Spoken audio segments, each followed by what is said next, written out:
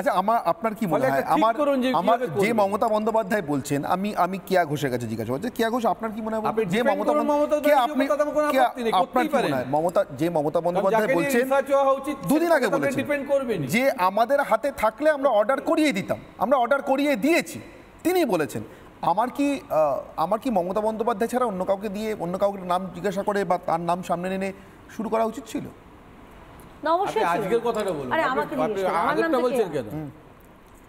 আরে আপনি এটা বলছেন কেন? এটা একেবারে অবশ্যই মমতা বন্দ্যোপাধ্যায়কে জবাব দিতে হবে, মমতা বন্দ্যোপাধ্যায়কেই জবাব দিতে হবে।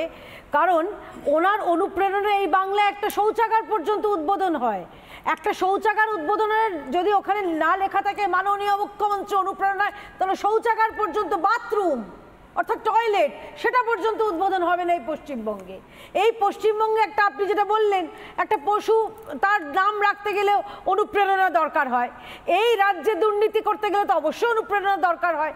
এই রাজ্যে কোনো ভালো কাজ তো হয় না, এই কাজ হচ্ছে জীবনচক্র। এই একটা মানুষের, আবার খুব মানে ইন্টারেস্টিংলি একটা কথা বলছি, আমি আস্তে আস্তে ভাবছিলাম অনির্বাণ, যে জীবনচক্র অর্থাৎ সার্কেল অফ লাইফ। এই সার্কেল অফ লাইফে আমরা কি দেখি, একটা বাচ্চা জন্মালো, সেই জন্মানোর পরে যে টিকা পাচ্ছে বা সে যে ওই ওষুধগুলো পাচ্ছে সেটা ভেজাল। সে বড় হচ্ছে, মিড ডে মিল, সেখানে চালে কাকড়, না হলে চালে পোকা।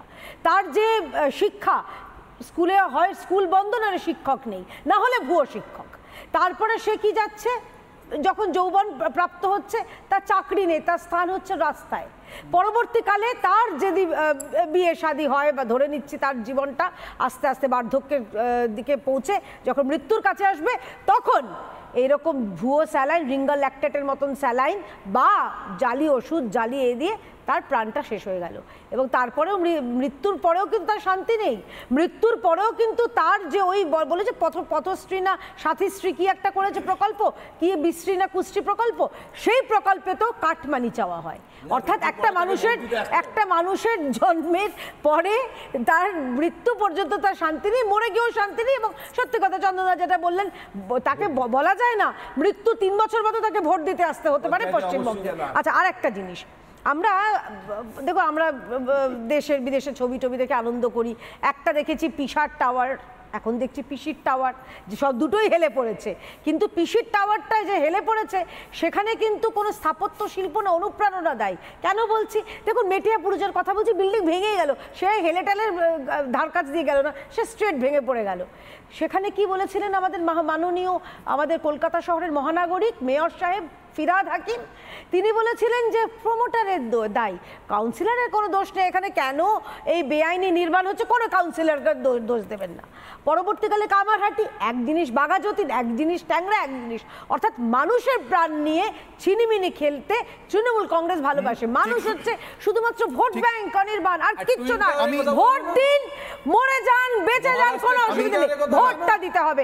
মৃত্যুর আগেও পর্যন্ত ভোট দিতে হবে, মৃত্যুর পরেও ভোট দিতে হবে। একটা মৃত রাজ্যে ভোট দিতে আসবে মণিশঙ্কর বাবু, মমতা বন্দ্যোপাধ্যায়ের খুব আফসোস, তার হাতে থাকলে অভয় মামলা, তার হাতে থাকলে, আমি বলছি তার হাতে গোটা রাজ্যটাই তো প্রায় খুন, বাঁচাবে না?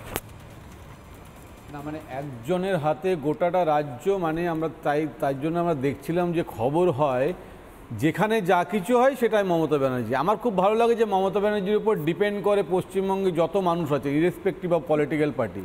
সেই জন্যে কোথাও ছাগল কাটা পড়লেও মুখ্যমন্ত্রীর দোষ হয়, কোথাও গাছ পড়লেও মুখ্যমন্ত্রীর দোষ হয়, ন্যাচারাল ক্যালামিটি কখনো কখনো হলেও সেটা মুখ্যমন্ত্রীর দোষ হয়, সেটা মানুষ বিচার করবে। এখন আলোচনা হচ্ছে হেলে পড়া বাড়ি। আমি জাস্ট 1 মিনিট একটা কথা জিজ্ঞাসা, 1 মিনিট আপনি তারপর কন্টিনিউ করুন।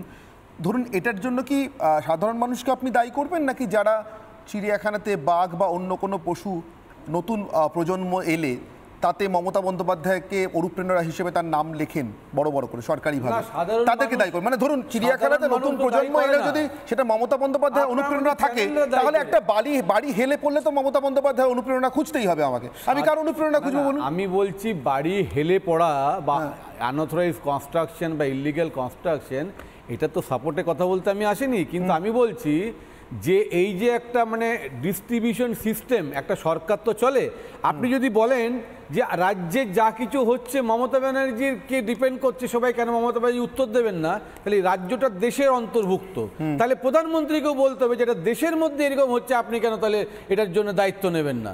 তাহলে তার জন্য একটা ডিস্ট্রিবিউশন সিস্টেম আছে যে একটা রাজ্যের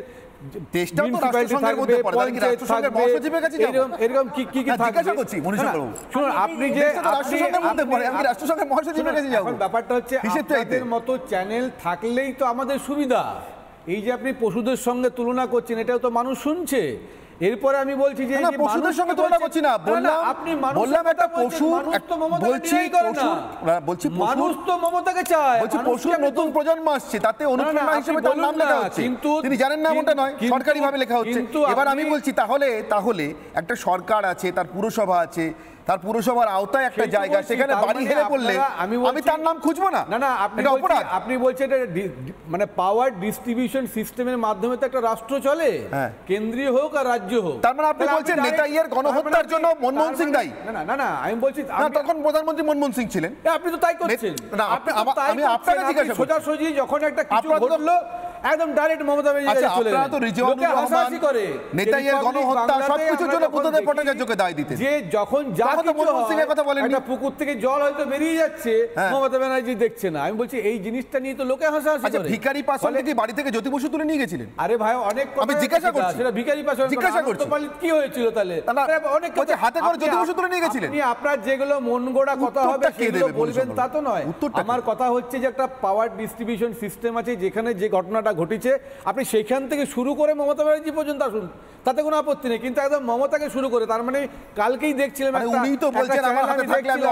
সঞ্জয়ের ফাঁসি হতে গিয়ে সিবিআই যেটা করেছিল, অনেক সময় অঙ্কের উত্তরটা দেখে অঙ্কটা অনেকে কষে, উত্তরটাকে দেখে নেই যে এই উত্তরটা এইটা, তার মানে অঙ্কটা কি হতে পারে।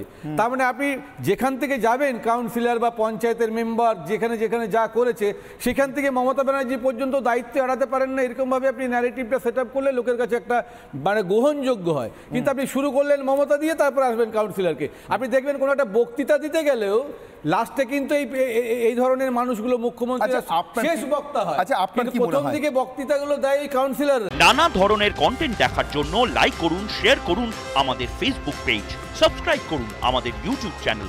পাশাপাশি অন্যান্য ব্রেকিং নিউজের জন্য অবশ্যই চোখ রাখুন রিপাবলিক বাংলায়।